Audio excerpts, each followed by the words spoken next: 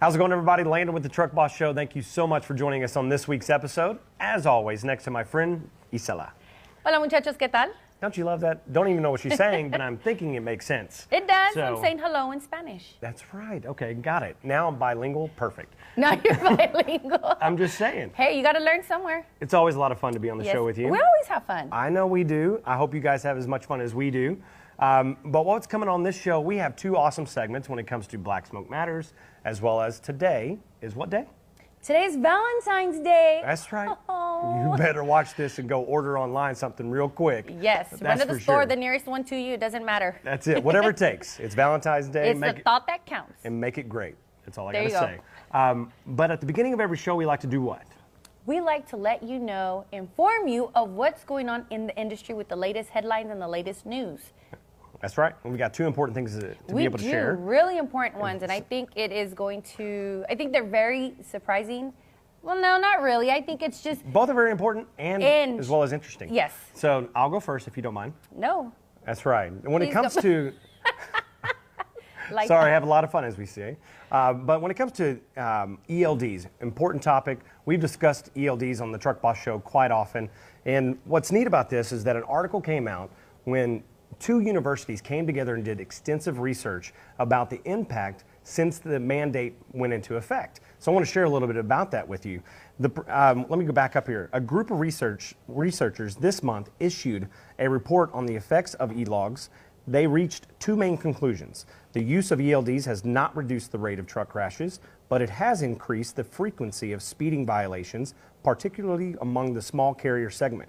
So what this boils down to, and we're going to drop this link into the comment thread so that you can read, it's quite a lengthy article, but there's three things that really happen here. When it comes to speeding violations and unsafe violations, because you're being tracked on the ELD itself, yes, of course you're trying to make up lost time for productivity.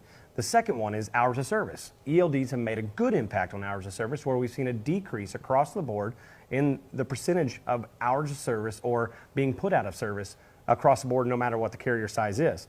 And on the last one, a big debate about this is it actually making a difference on the crash rates? This research says it's not.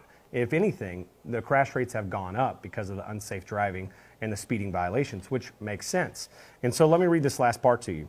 Despite the apparent lack of safety benefits of the mandate for the time period studied by the researchers, they point to reduced paperwork, information availability to inspectors, and carriers, and pressure on shippers and receivers to be more efficient in cutting delays for drivers as positive aspects of the mandate. So you can see a lot of information here in this research, in this awesome article. We're going to drop it in the comment thread so you can read the full details, and we would love to hear from you. Do you think ELDs are making a positive impact or a negative impact in the trucking industry? Landon, let me tell you that ELD has been a big topic here in the, I would say, for a good while now. For quite some time. And it's going to be interesting to know what they end up, what the decision's going to be. That's right. I mean, of course, a lot of people have different opinions. Right. Some people agree, some don't. Before you jump into your headlines here, remember back in January 31st, we actually brought to you exclusively the two bills that are actually hitting the House right now on Capitol Hill that could eliminate ELDs for agriculture, as well as those with 10 trucks or less. So we'll see where that goes. So if you didn't see that, go to January 31st on our Facebook page or on YouTube. You'll see that exclusive information that you'll find very interesting. And again, we want to hear from you on this topic. Is it positive or is it negative? You let us know. Yes, I love the feedback from the drivers, the truck drivers that are actually on the road who, like I said before, they have their own opinion in regards to the ELD. So it's interesting to hear what they all have to say. This was the interesting part, but you have some important information. But yes, we're going to switch it up. Now, as insane as it's going to sound, truck recalls. Nearly 15,000 trucks manufactured by PACCAR and Daimler and Autocar are being recalled for various defects. According to the recent documents from the National Highway Traffic Safety Administration, PACCAR is recalling approximately 6,857 Kenworth and Peterbilts tractors for an issue with the seatbelt assemblies. The company says seatbelt buckles assemblies in the affected trucks may have been glued and not sewn during the manufacturing, possibly causing the assembly to come apart in the event of a crash, which that is scary. Affected trucks include model 2018 Kenworth T680 and T880, and the model year 2018 Peterbilt 567 and 579. Now, Daimler's recall affects approximately 6,795 Freightliners and Western Star tractors and chassis equipped with certain Eaton electronic clutch actuation heavy-duty truck clutches. The company says an international component in the clutch assemblies could fail, possibly resulting in unattended vehicle movement. Affected truck models include 2018 through 2019 Freightliners and 2018 and 2019 Western Star. Autocar also announced it is recalling approximately 1,003 model year 2019 Expediter trucks due to an issue where the universal joint strap bolts at the transmission output yoke may not be properly tightened.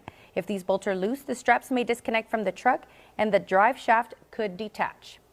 Now, Landon, that sounds insane. That is scary just to think that you could be on the road, That's your right. seatbelt's not functioning. You see my face? I'm like, yes, yeah, that is insane. I mean, safety is very, very important. So That's right. we are going to be sharing the link below. If you don't, you want to make sure which trucks are the ones. It's going to be detailed That's right. information so you can see if your truck is one of them. Absolutely. So as you can see, that was a lot of news. I'm A glad you lot. bared with us. Yes. So we're going to go from the news. From the news to something very sweet. Because That's right. Hold on. I'm going first, not you.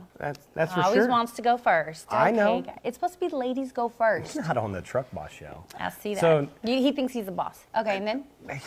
As you know, on the Truck Boss Show, we've had the opportunity to be able to learn more about a group called Black Smoke Matters. And it's a nationwide movement of independent owner-operators, company drivers, as well as small carriers that are wanting to make a change in the industry when it comes to 6 specific topics.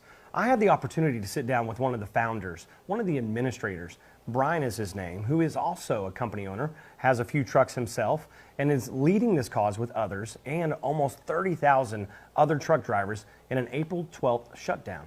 So the question I asked him is, who is Black Smoke Matters? And we discussed 3 important topics that you'll find very interesting, and we talked the specifics behind the April 12th shutdown.